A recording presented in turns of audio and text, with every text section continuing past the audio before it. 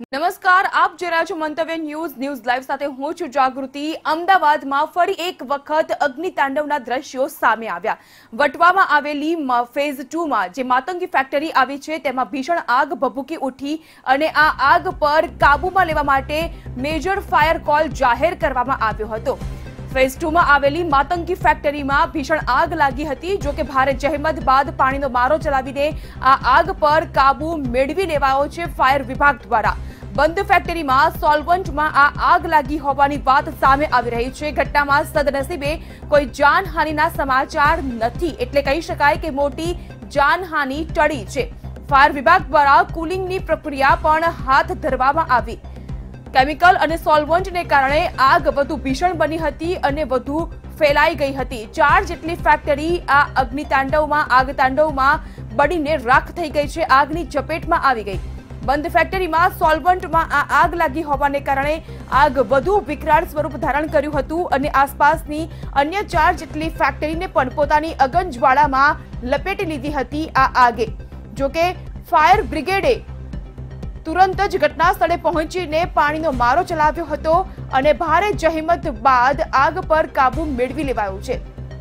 પરંતુ જે પ્રકારે અમદાવાદમાં સતત અગ્નિકાંડની ઘટનાઓ સામે આવી રહી છે અને આ રીતે મોટી ફેક્ટરીમાં જીઆઈડીસીમાં જે રીતે આગ સામે આવી રહી છે તેને લઈને અનેક સવાલ ઊભા થઈ રહ્યા છે।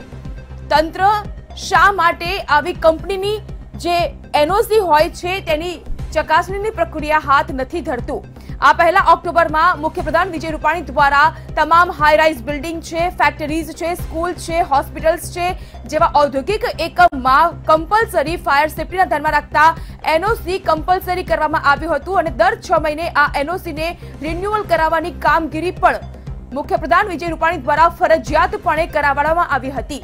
અને હજુ તો આ ઓક્ટોબરની વાત છે અને ત્યારબાદ ડિસેમ્બરમાં અગ્નિતાંડવની આ વધુ એક ઘટના જેને કારણે સદનસીબે કોઈ જાનહાનિના સમાચાર નથી, પરંતુ 4 જેટલી કંપની આ આગમાં બળીને રાખ થઈ ગઈ છે।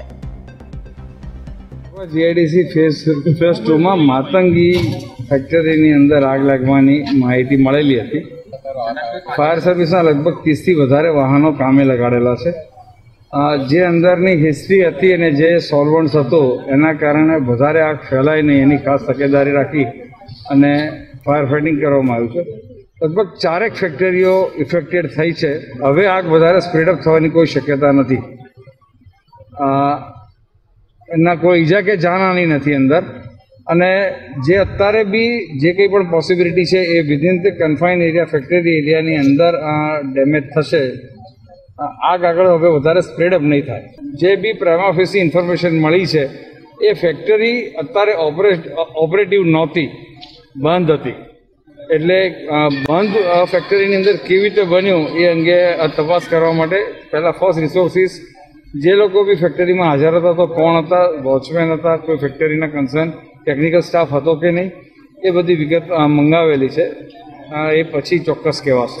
આગ લાગી ત્યારે એટલા ધડાકો થયો ને આમ જોરદાર કે જે મશરૂમનું વાદળ થાય ને એ ટાઈપનું વાદળ થઈ હતું અને કેમિકલના ડ્રમો જે ફૂટ્યા અને પછી જે કેમિકલ એ કંપનીમાંથી બધું રેડાઈ અને બહાર રોડ પર આવી ગયું અને આજુબાજુની કંપનીમાં આગ લાગી ગઈ અને અમને પણ એવું લાગી ગયું કે અમારી કંપનીમાં સળગી જશે।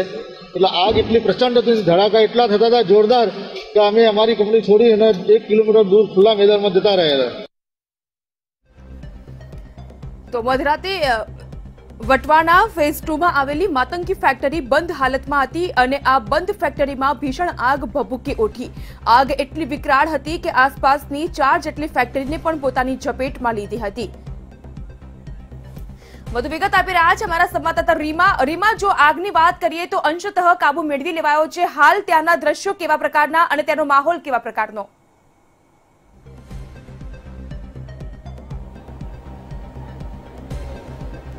જાગૃતિ, આગની વાત કરીએ, રાત્રે 1 વાગે આગ લાગી હતી। અત્યારની પણ જો વાત કરીએ તો હજુ પણ ફાયર વિભાગ દ્વારા સતત પાણીનો મારો ચલાવવામાં આવી રહ્યો છે, સાથે જ કુલિંગની પ્રક્રિયા પણ હાલ અહીંયા શરૂ કરી દેવામાં આવી છે।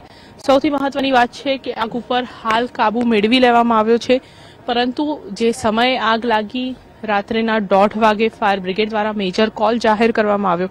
45 થી વધુ ગાડીઓ ઘટના સ્થળ ઉપર દોડી આવી અને આગ ઉપર કાબુ મેળવવાના પ્રયાસ કરાયા હતા। આની બાજુની કંપનીના દ્રશ્યો છે કે તે પણ બળીને ખાખ થઈ ચૂકેલી છે. આગ એટલી ભયાનક હતી કારણ કે સોલ્વન્ટ કે જે એક પ્રકારનું કેમિકલ આવે છે તેની ફેક્ટરીમાં આગ લાગી હતી અને તેના કારણે આજુબાજુની 4 જેટલી જે ફેક્ટરીઓ છે તેને ખૂબ જ મોટા પાયે અસર થઈ છે. સાથે જ સૌથી મહત્વની વાત એ છે કે હાલ તો આગ પર કાબુ મેળવાઈ રહ્યો છે, પરંતુ કોઈ જાનહાનિ નથી થઈ. એ ખૂબ જ મહત્વના અને રાહતના સમાચાર કહી શકાય. સાથે સાથે જ બીજી મહત્વની વાત એ છે કે આ ફેક્ટરીની આજુબાજુના 4 જે ફેક્ટરીઓ છે અન્ય તેને નુકસાન થયું, પરંતુ આ પ્રકારના જે કાચા મકાનો તેના દ્રશ્યો હું આપને દર્શાવી રહી છું. જે કાચા મકાનો આવેલા છે, જે ઝૂંપડાઓ આવેલા છે કે જ્યાં લોકો રહેતા હતા, લોકો પોતાનું રસોઈ કરતા હતા આ ઝૂંપડામાં, જે મજૂરો અહીંયા કામ કરે છે તેના આ દ્રશ્યો છે કે આ જે પ્રકારની આગ લાગી. ફેક્ટરી તો ખૂબ જ દૂર છે, પરંતુ આગે એટલું વિકરાળ સ્વરૂપ ધારણ કરી લીધું હતું કે તેનાથી નજીકમાં આવેલા આ કાચા જે ઝૂંપડાઓ બાંધવામાં આવ્યા હતા માત્ર લાકડાના સહારે જે લોકો રહેતા હતા ત્યાં પણ આગ પહોંચી ચૂકી હતી. લોટ છે તે સ્પષ્ટ દેખાઈ રહ્યો છે, કારણ જે પ્રમાણે આગ લાગી ડબ્બો તો બળીને ખાખ થઈ ગયો, પરંતુ લોટ છે તે એઝ ઇટ ઇઝ રહ્યો છે. સાથે સાથે જ અંદરના પણ જે બાબત છે, જે દ્રશ્યો છે, રસોડું અહીંયા બનાવવામાં આવ્યું હતું, થાળીઓ સહિતનો જે રાંધેલો ખોરાક છે તે પણ હાલ અહીંયા બળીને ખાખ થઈ ચૂક્યો છે. સાથે જ જો વાત કરવામાં આવે કે જે પ્રકારની અહીંયા આગ લાગી અને હજુ પણ કુલિંગની પ્રક્રિયા તો ચાલુ જ છે, પરંતુ આ પ્રકારની પરિસ્થિતિ અહીંયા સર્જાઈ હતી કે જે પ્રમાણે સૌથી મહત્વની વાત એ છે કે હાલ તો આગ પર કાબુ મેળવાઈ ચૂક્યો છે, પરંતુ આસપાસમાં જે લોકો રહે છે તે આગ લાગી અને તરત જ આ જગ્યા છોડીને અહીંયાથી નીકળી ચૂક્યા હતા કે જેથી તેમનો બચાવ થઈ શક્યો. પરંતુ આગ કેટલી વિકરાળ હશે તે અહીંયાથી જ સ્પષ્ટ થાય છે, કારણ કે આ ઘઉં છે, સાથે સાથે જ એ જે લોકો રહેતા હતા તેમની પણ અહીંયાની આ ઘર વખરીઓ છે કે જે સંપૂર્ણપણે બળીને ખાખ થઈ ચૂકી છે. આગ લાગી લોકો પોતાનો જીવ બચાવવા અહીંયાથી નીકળી ચૂક્યા હતા, જેથી જ કોઈ જાનહાનિ નથી થઈ. પરંતુ હાલની વાત કરીએ તો અંદાજે 45થી વધુ ફાયર ફાઇટરો અહીંયા આવી પહોંચ્યા હતા અને આગ ઉપર કાબુ મેળવવાનો પ્રયાસ રાતથી જ ચાલુ કરી દેવામાં આવ્યો હતો. Additional chief fire officer Rajesh Bhatt પણ ઘટના સ્થળે દોડી આવ્યા હતા. હાલની પણ જો વાત કરીએ તો પણ હાલ આગ ઉપર સંપૂર્ણપણે કાબુ મેળવી લેવામાં આવ્યો છે. કુલિંગની પ્રક્રિયા ચાલુ છે. સાથે જ આ ફેક્ટરી માતંગી ફેક્ટરી કે જ્યાં આગ લાગી હજુ પણ ત્યાંથી ધુમાડાના ગોટાઓ નીકળી રહ્યા છે, કારણ કે કુલિંગની પ્રક્રિયા ચાલુ છે. આગ સંપૂર્ણપણે તેની ઉપર કાબુ મેળવી લેવામાં આવ્યો છે તેવું ફાયર વિભાગ દ્વારા કહેવામાં આવ્યું છે.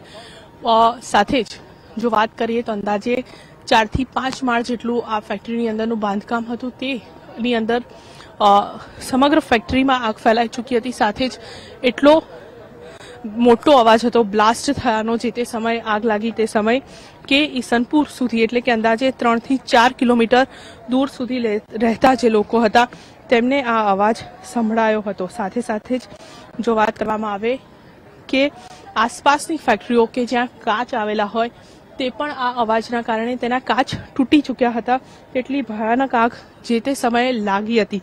સાથે જ હાલની પણ જો વાત કરવામાં આવે તો હાલ કુલિંગની પ્રક્રિયા ચાલુ છે. ફેક્ટરીના માલિકો આવ્યા નથી. સાથે જ ફાયર વિભાગના તરફથી કંપનીમાં આગ લાગવાની ઘટના અને તેને લઈને તપાસ થાય તે માટે જાણવાજોગ ફરિયાદ પણ પોલીસ સ્ટેશનમાં નોંધાવવામાં આવી શકે છે.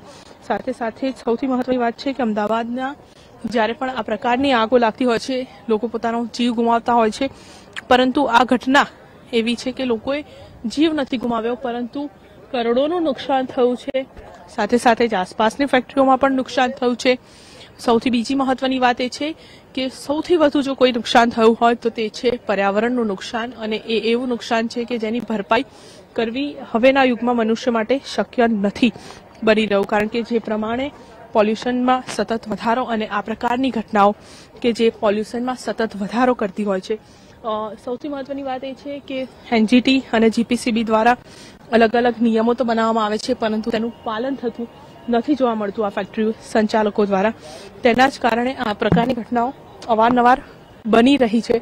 પરંતુ હાલ અહીંયા આગ ઉપર સૌથી મહત્વની વાત છે કે કાબુ મેળવી લેવામાં આવ્યો છે અને કુલિંગની પ્રક્રિયા ચાલુ કરી દેવાઈ છે.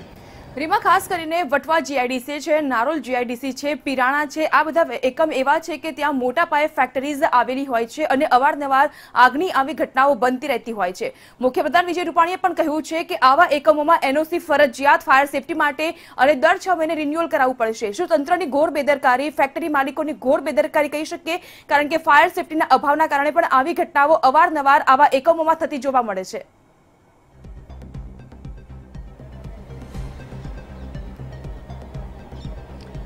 જાગૃતિ, સૌથી મહત્વની વાત એ છે, હજુ તો 1 મહિનાને ઉપર ગણતરીના જ દિવસો થયા છે પિરાણા અગ્નિકાંડને થયાને, અને જેમાં 12 લોકોએ પોતાનો જીવ ગુમાવ્યો હતો.